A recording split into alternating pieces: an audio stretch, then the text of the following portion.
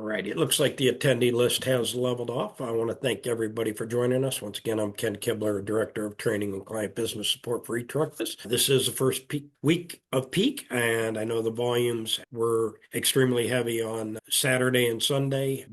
Big Monday held true with a lot of bulk out there. We'll get going with the weekly update with Jeff, and without further ado, have at it. All right, thank you very much, Ken, and thanks everybody for carving some time out of peak today. And we also need to make sure that you remember that eTruckBiz is not endorsed, sponsored, or anything else by FedEx Corporation. We here at eTruckBiz exist to help you do something. We exist to help you simplify your business and help you make money doing it. So Becca is going to tell us more about all that. Yes, I am. Thank you very much. We're seeing a common problem that Network 2.0 comes with new, and this is creating operational burdens for service providers. New admin requirements and new service standards are changing the business. This forces service providers to then change the way they're managing their business as well. You need to be able to focus on what happens in the trucks. So believe it or not, this is the game changer. You'd be surprised at what really goes on when drivers think that no one's really watching them. So the more you focus your attention here, the better your operational and financial results will be at the end of the day. Most and their teams are already very busy and not familiar with Network 2.0 processes, and they need a way to quickly adapt. So in order to do this, most service providers are using the Business Growth and Support System by eTruckBiz. We do have 3 different programs that all interlace together, focusing on different areas of your business to help provide that guidance. And the first one is Budget IT. That's going to track expenses and boost profits in real time, tracking that cash flow. Performance IT is proactive support for operational success, really drilling down on what's going on again in your trucks and so forth. And then Admin IT is to eliminate your non-revenue producing tasks, but still tasks that need to be done and take up a lot of your time. This all comes with our business operations software support system, and those are the tools that you'll need to be able to manage everything. So the BGSS eliminates non-revenue producing tasks so you can focus on things that produce revenues. So this is what's happening in your trucks. So you'll no longer worry about the admin task that's going to take up all your time. This is also going to give you a system to monitor and improve engineering and efficiencies.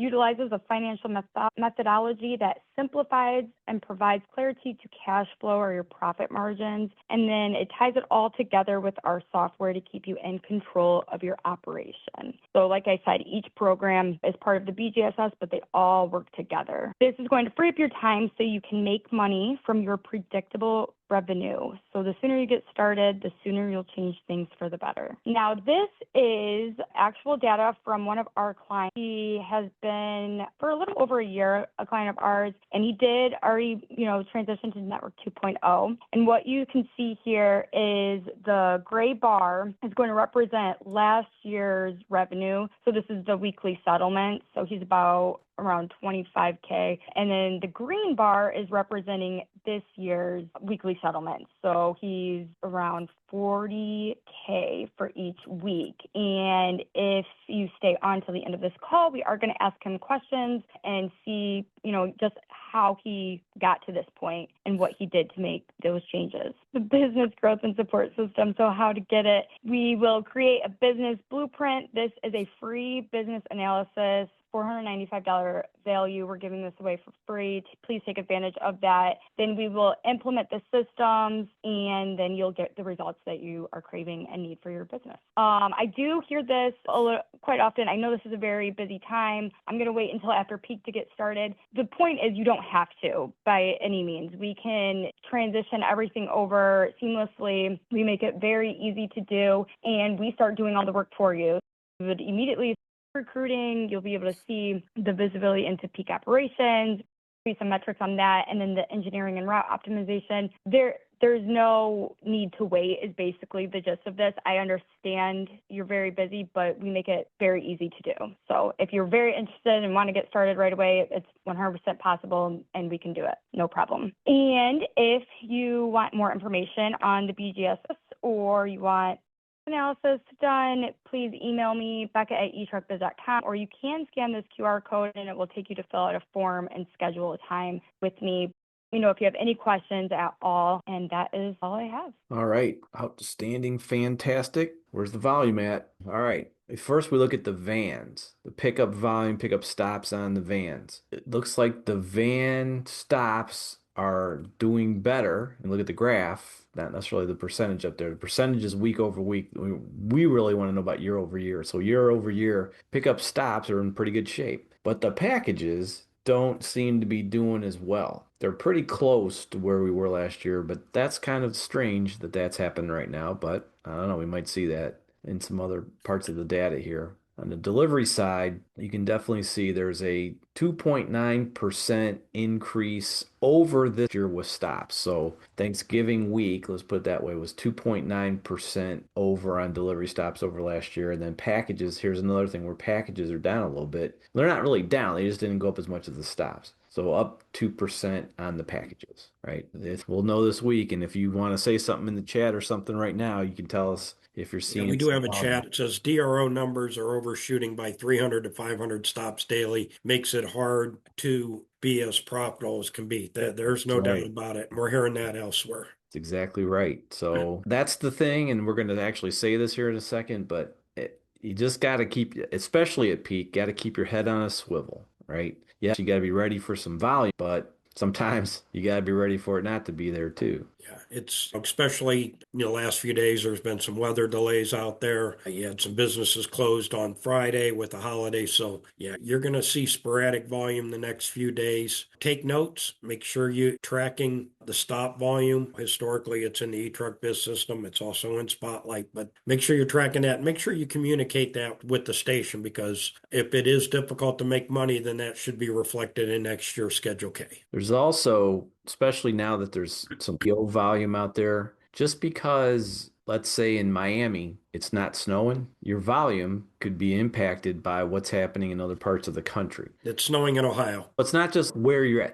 at. Now, the DRO, there might be packages scanned into the system sitting on a trailer, who knows where, that aren't moving anywhere, but they're scheduled to be at your facility. You might see those coming in on the FRO, not DRO, FRO. It's a tough thing. Weather screws things up. In fact, and I didn't make a slide of this, but there's a national FedEx service exemption out there right now, is there not? Yes, it was with delays out of the Memphis hub as well as the Indianapolis hub. And I know 70 had several shutdowns running across out of St. Louis and then Columbus today. Volume surges are hard enough, but it's really, this is the double whammy here. So that it's showing you're supposed to have 500 more stops. That's not cool. But guess what happens when those packages do finally make it to the hub they're supposed to get to and make it to you? Not only do you have your normal increase in volume, but you may have another 500 stops on top of that, which is not too cool. All right. So along with packages and stops comes, if I can get it to work, productivity. Hey, I like it. Just blowing it away. Now, even with, we're just a little weaker than we were this time last year,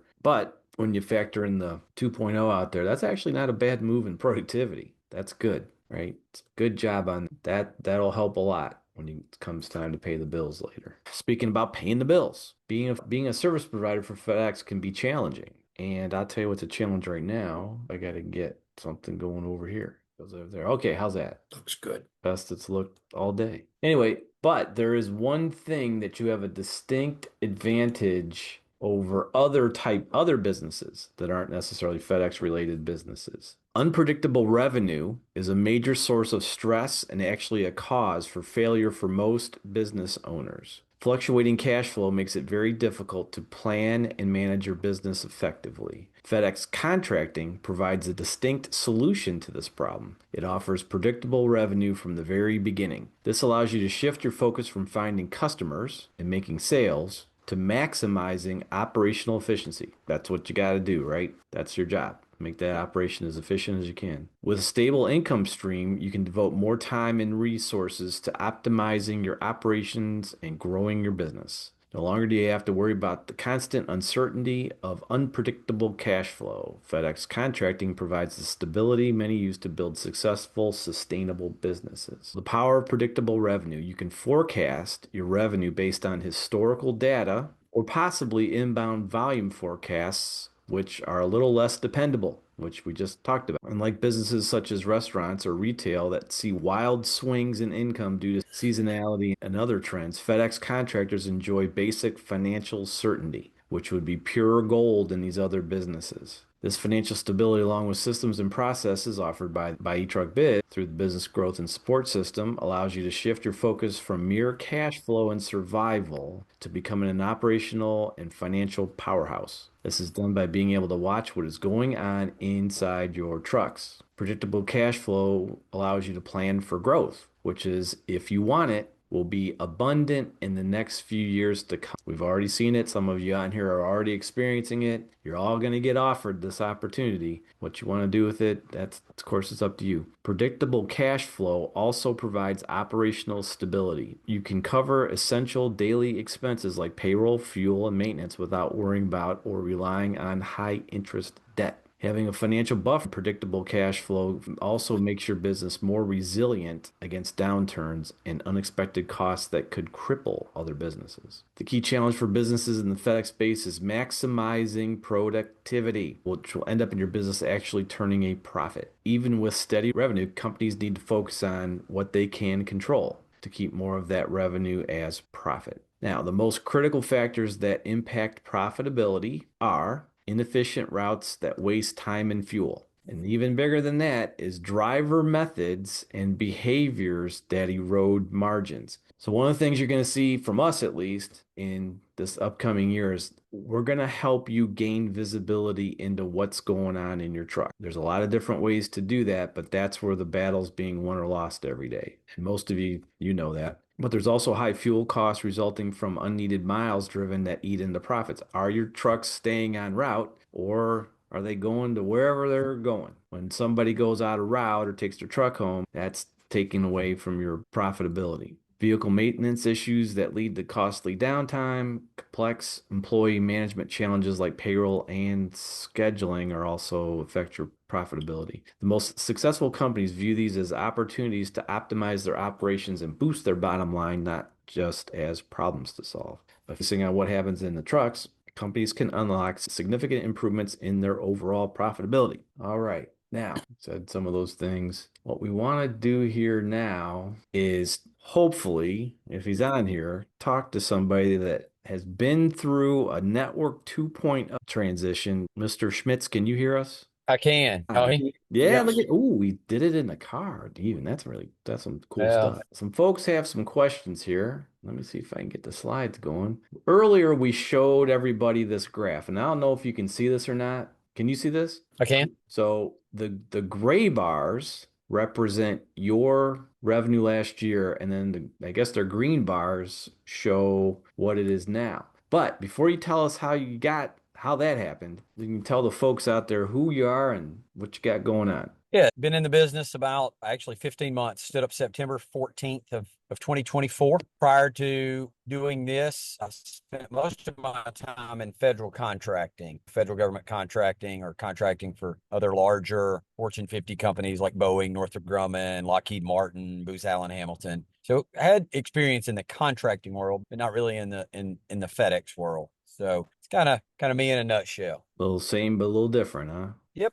So we showed some of your results. The results were that you really poured on the revenue. That's good. So first question we would have is, how were you able to increase your revenue like this year over year? Well, first thing, I bought an existing CSA from a very long time contractor who for many years ran a really good operation, but I would say was probably retired in place for the last 24 months. I was going to say 20 years. And I was going to say maybe. Yeah. The first thing we had to do is we had to treat it like a business, right? He had kind of graduated more into the drivers were his buddies, and he was just doing what kept the heat off. And so step one is treating it like a business, building process, building procedure around your operations, getting visibility into what's going on every day. But the most important thing is data, capturing data. When I first started, Spotlight had just come out and it wasn't great. And so relied heavily upon the tools in the eTruck Biz suite to be able to continue to watch data. And so when we first started, we didn't jump up and down on the table to begin with. What we did is we did a lot of data analysis and a lot of trend analysis, trying to drive out inefficiencies everywhere you can. But Jeff, I've heard you guys talk about it on here. I mean, there's a point where you're done, right? I actually had a conversation today with, the reason I'm in the car is our district manager paid me a visit today. They're like Santa Claus, right? You don't typically see them in the building until it's peak time, right? And then they suddenly show up. Ken, Mr. Newman says hello, Mr. Bob Kibler. kind of looks like Santa Claus. And he does. But so we had a conversation today. We talked about where we had run efficiency up, and Ken and Bob Teal were a big part of this. We ran efficiency up probably over 100% right out of the gate. Other stuff started breaking. Pickup started not working as well. And so we recognized we had to tweak. I tell that story to just simply say it was data, right? We had to monitor the data. We used the data to know what was going on. And so the important part of now having Spotlight is that before you didn't necessarily have a good view of FedEx's data of how they viewed you. And so now with both, you're able to put together a picture of your operation. We used that data, and at the risk of sounding like a paid endorser, because I'm not, you use that data and then don't do it on your own. You pick up the phone, you call Carrie, and you go into negotiation with Carrie with you. But I think Carrie would be the first one to tell you that it's a lot easier from her perspective to help you through that process. The better data you have and the more knowledgeable you are of what is truly going on in your operation. So if I mess that up, Carrie, you jump in and tell me I'm wrong. But no, that's pretty good perspective, sir. That in a nutshell, Jeff, is really kind of how we drove the revenue increase. Is we had to bring data to the conversation, and we were only able to capture data because we were run like a real business. It wasn't some side hustle or side gig. The data was predictable data because we started to build processes and procedures around it. The other thing is we had to perform well. It's really hard to come at FedEx and wag your finger at them and tell them you need more revenue when your ILS is 89 every day. Right. Absolutely. So I think this kind of leads to the next question is, do you think Network 2.0, the integration of the express volume into your operation, played a part in your revenue increase? Oh, tremendously.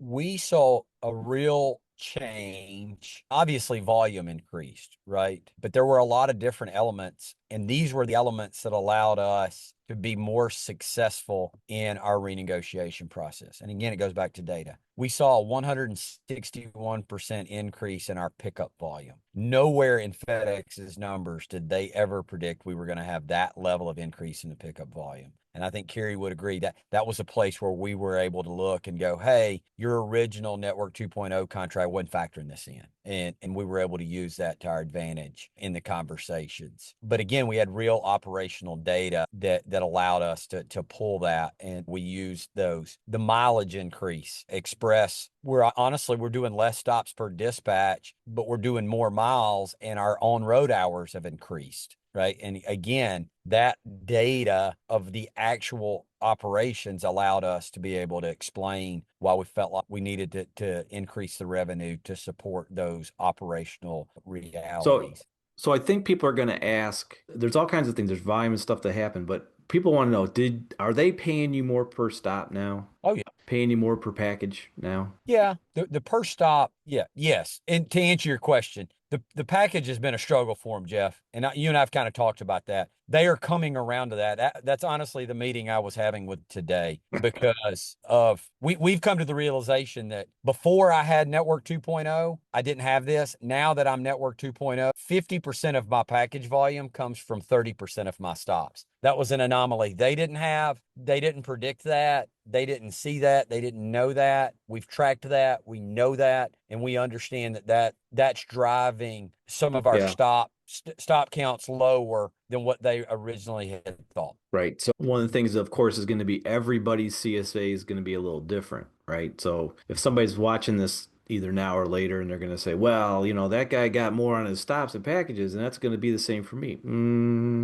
Maybe, probably, but maybe not to the extent you did. Did you go through more than one renegotiation? Yes. I've been in business with FedEx for 15 months and I'm on my fourth contract. So I guess Thank you, Carrie. Sorry. I apologize now, Carrie, for having to put up with me that many. she makes us pay her hazard pay now. She does. She spends a lot of time on the phone with me.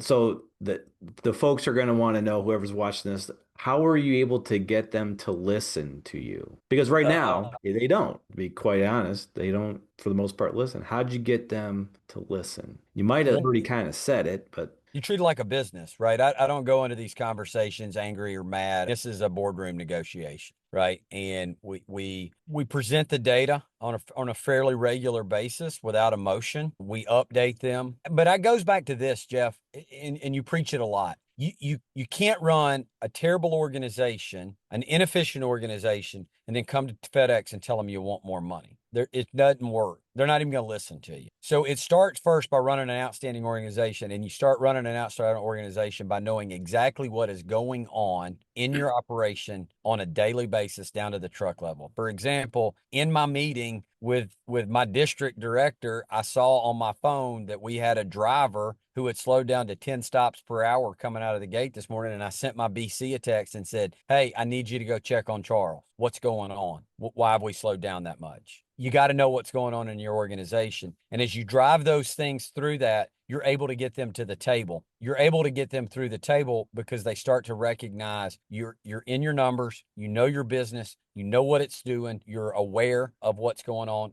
And that's how you're able to sit down with them and have legitimate conversations. And it goes all the way back to the data, right? What you got to know what's going on in your business. right. That's perfect. That's exactly what, and they'll listen. They don't want to listen, but they'll listen if you can show them that you know what you're doing. So the last question is, what would be your advice to others that are about to go through or maybe are going through a Network 2.0 integration right now? First and foremost is recruit, hire, and recruit your best drivers. Some of your best drivers, when you go through Network 2.0 integration, are going to leave because they just simply don't want to do the things it takes to deliver time infinite packages. That's step one. You got to recruit and recruit and recruit and recruit more. Step two is just because you're going to see a revenue increase in volume doesn't mean you're not going to see a cost increase, right? Your miles are going to pick up. Your fuel expense is going to pick up. There's going to be some elements of that pick up. Don't be scared by that. That data is important because that's going to allow you to explain to FedEx why your costs are increasing, right? But they're not increasing because you're not doing cost management. They're increasing because operationally that's what it takes to provide the level of service they're asking you to provide. So be prepared for that. Don't be shocked by that. And the third thing I would do on Network 2.0 is know how your business is performing now before Network 2.0 so that when you are able to sit down with them and have a conversation, you can show them the changes. Had I not tracked pickups at the level I was tracking pickups before, I wouldn't have been able to see the significant uptick and that trend and that change. And we used that. Hey, this is what we did before. This is what you predicted in my Network 2.0 model and the mesos you gave us. This is what's really going on operationally. So you got to know what's going on in your business before Network 2.0 so that you can see where the inefficiencies or the changes happen. Did I mention recruit? Okay. I think you mentioned get eTruckBiz to recruit for you and recruit for you again and recruit for you some more. I cannot stress it enough. If you ain't recruiting, you ain't in business. You ain't delivering packages. So yeah, you got recruiting. Would you say that you had to change the culture of your team, how things were before 2.0, and then now that you're in 2.0, you think you have a different culture now? 1,000%. 1,000%. And that culture change is gonna drive some off. You already said it, but that's not just you. That's what happens to everybody out there. I had one of my best drivers 3 weeks ago leave because they handed us the printer. And for those folks that aren't Network 2.0, there are packages that you pick up that you have to relabel. They give you a printer to take out on route with you, but you have to relabel them. And the guy was just like, that's too much. I'm done. And I can't do anymore. What great driver. Absolute great driver. did a fantastic job for us, but that was his breaking point. And we could not convince him. You're going to see people in Network 2.0 make this weird. And look, I'll tell you this. It was all like it. We moved my BC's cheese. He didn't like it at first, right? It was completely different. He spends a ton of time on a computer now, and he don't like computers. We had to change there. So it's different. It's really different. It's very different. It's very different. Some people think, just do that couple extra packages. Nope. It's not. You used to be in the day definite business, Jeff. Now we're in the time definite business. And you're really running 4 routes a day. You're gonna run your morning route, your 10:30s and noons. You're gonna get them off your truck. Then you're gonna go run your ground and HD volume. You're gonna get those off your truck. And then you're gonna start your pickups. I can't stress knowing your pickups enough. One thing FedEx has not done a very good job of, and they've admitted this, they've not deconflicted their pickups. So you're going to end up with scheduled pickups that you already have for ground volume, and you're going to have a duplicate pickup at the exact same location for express when you first get started. You're going to have to work diligently to get those deconflicted through CPC, or your driver's going to be stopping at stops 5 times a day because he's got all these different pickups. And then educating your folks, your customers, that every time they print a label, they don't need to generate a same day on call, right? And so pickups, know your pickups. Know what they look like. Know your. Yep. It's all about keeping up with what's going on. I guess, Ken, let's see maybe if there's any questions for Matt out there. Right now, there are no questions, which kind of shocks me. Said that he went through very difficult renegotiation, the whole process. It brought them a lot of facts, used facts, as he says, ran a good company. In fact, I think I mentioned the Final Mile people came to our booth in Orlando, and they wanted to see an example of somebody's whose stops per dispatch got lowered after Network 2.0. And of course, I had to show them Matt's, because I think Matt went from 129 stops per dispatch down to 115. It drastically changed. One of his big changes was getting approved for an extra bulk truck, simply because he had so many 1030 stops in the hospital area and in the downtown area. And those are extremely difficult areas. Got somebody raise their hands. If you could type your question into. I don't know, Ken. Let's take a shot at it. You're going to try to open their microphone? Yes, sir, Mr. There you go. Let's try Mr. George. Can you hear us, George? Hi, can you hear me? Hey, yes, sir. Good afternoon, gentlemen. Our terminal is just recently going into 2.0. First, they're going to give us an extension, a 3-month extension. And then around July, we're going to start negotiating for the 2.0. So my friend, what do you look for on that transition time, that introductory time? So you could present, I know you talk about knowing your numbers, but you're talking about something totally different. I know my numbers with ground, but those 3 months, those 3 introductory months, what do you look for to go into negotiations so you could be properly financed by FedEx? You're going to want to, if you know your numbers now in ground, that's great, because what you're going to see is you're going to want to where the trends are outpacing what they're showing you. If they're going to, I don't know, they've changed the Network 2.0 negotiation some. I called them blue folders because all of us got a blue folder. We had blue folders where they had projected volume for what we thought we would see during Network 2.0. And so we relied on that heavily. And then as we saw the differences between their projected volume and what was really happening, those are the places we started to point out that, hey, you need to take a look at this. This isn't being considered. But I would tell you, George, the other things that you've got to do isn't necessarily just in the data. You got to know what's going on in your trucks. We would go out every day. Yes. My BCs and we figured out how many 1030s we get off a truck on average on a daily basis. And we tested it and we tested it and we tested it. We drove to all our pickup boxes. We knew how long it would take us to get our pickup boxes and drop boxes. Yes. Because those change things. Because, for example, I don't know what your 1030 volume is going to look like. I have the heaviest 1030 volume in my entire market. There are certain days I'll have 150 or 160 1030 stops. That drives my total dispatches because I can only get 10 or 12 stops off in my dispatch time in 1030. Right. And so I got to dispatch more trucks regardless of what the total volume looks like. Those were the data points that helped us win in our negotiation. Yeah, you will get a pretty good detailed packet. And what I think Matt's saying, that information didn't end up matching reality afterwards. Right. And that was the dance. That makes a lot of sense, and that was a very good answer because I needed a point of reference. Like, how do I negotiate when I don't have a point of reference? What is different about my operation? And it's exactly what he's saying. You could use that approximation to compare to what's actually happening in your business, and that's phenomenal. They're going to give you an opportunity to do that, right, during that introductory time, right? Yes. I don't want to speak out of turn.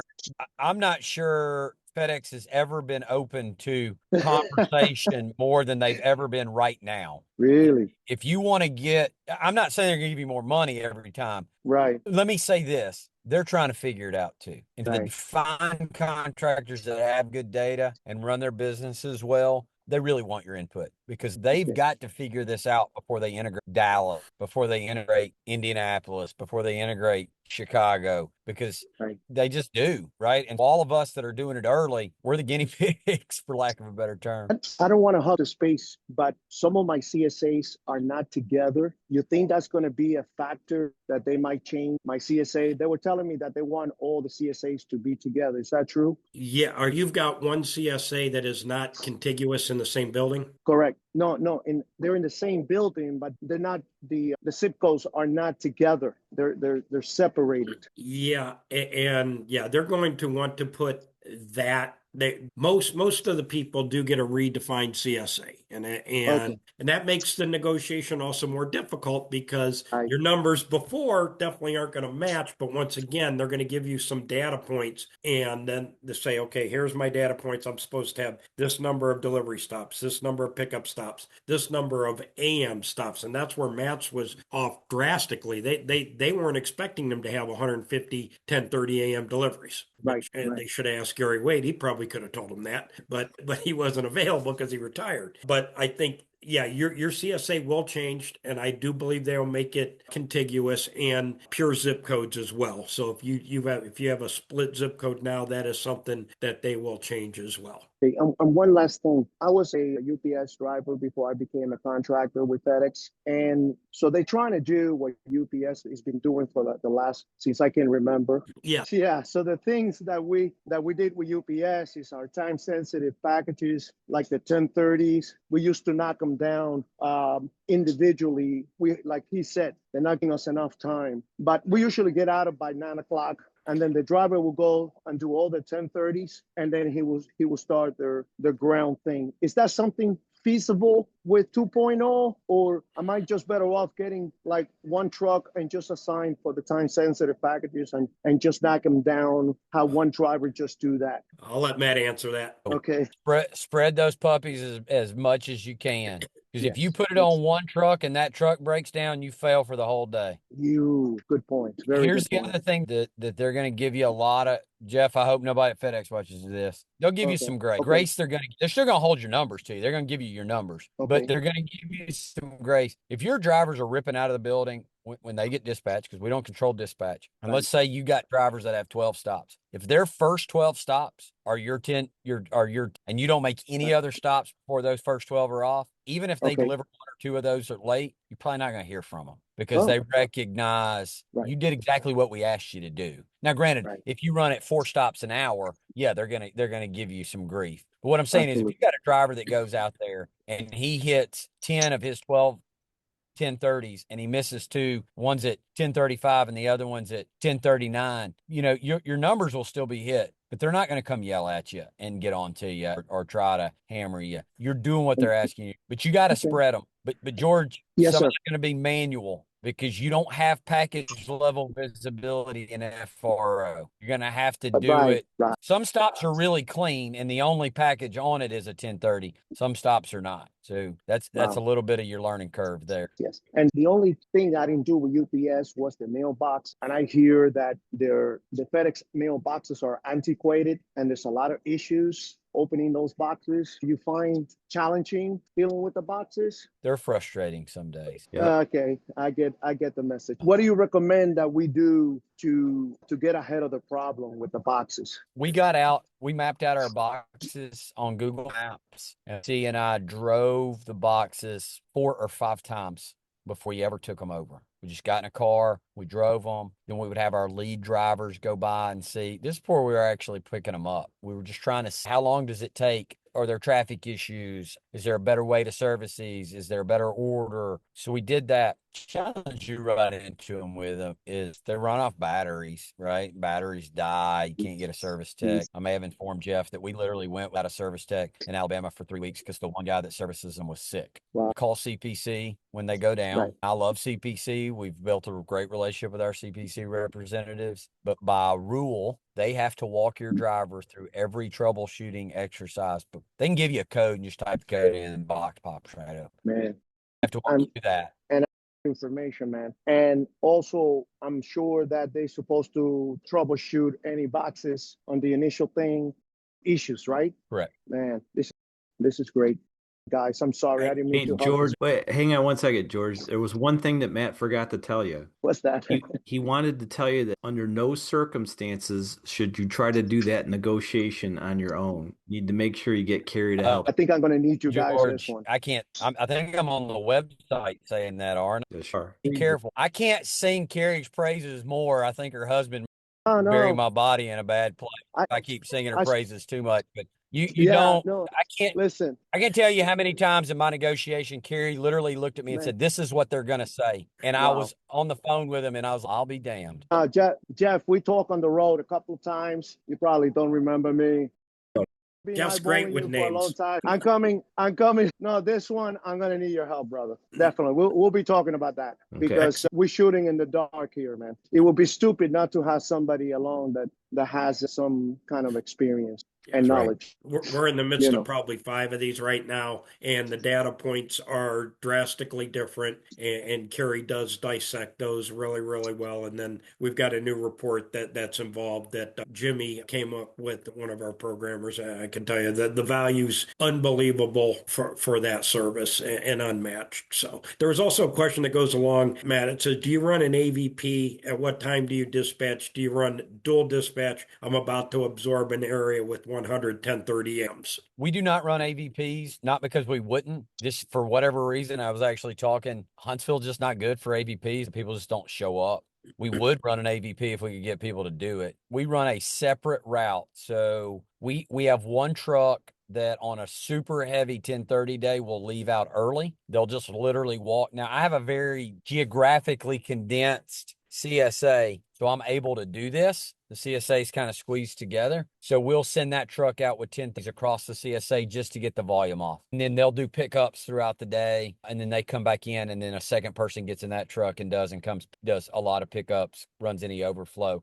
That's how we do it. The big thing for us, though, on the 1030 is just hammering your driver. They got to deliver them first. And one thing I'll tell you about 1030, they're fairly predictable. The doctor's office that gets medicine is going to get medicine every day. And so be patient, but as time comes, you'll start to figure them out. But AVPs, if you can get them to show up, for 1030s are not a bad idea. They're really not. Yeah, I know. We've got a customer in Panama City that utilizes the AVPs for some of them, but other than that, they do spread them out because if you have that breakdown, then you're dead. Kind of what what George said. That's what UPS does. They put them on the regular drivers and they supplement with air drivers. And and you can do what's best for your operation. That I think Jeff talked about, having the flexibility in your operation while having steady income. But Jeff, to your point about carrying the renegotiation real quick, I think it's really important. Get your numbers together, know your data, have your data together. She does a ton of these. She can only be as useful to you as the data you help her have, right? The more data you can tell her about your operation, your organization, and the things that are going on, the more help she can provide you. So bring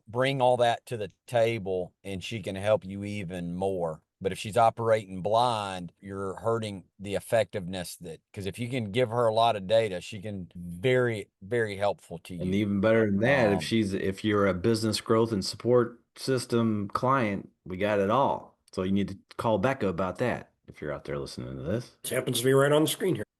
Well, excellent. It looks like we had all the questions. George, we greatly appreciate your input and your questions. Matt, greatly appreciate your input today. You're somebody who's worked very hard on this and have been successful doing it and been very persistent, and which persistence and data was definitely necessary. I would say patience, but we're not very patient people. But you were very persistent with FedEx and were able to get what you needed, and they were able to get what they needed. So thank everybody for joining us today. We understand that there's a lot going on in your businesses right now. We will be back here next Tuesday in peak week number 2. So if we don't talk to you before then, please have a safe and profitable week. Thank you very much.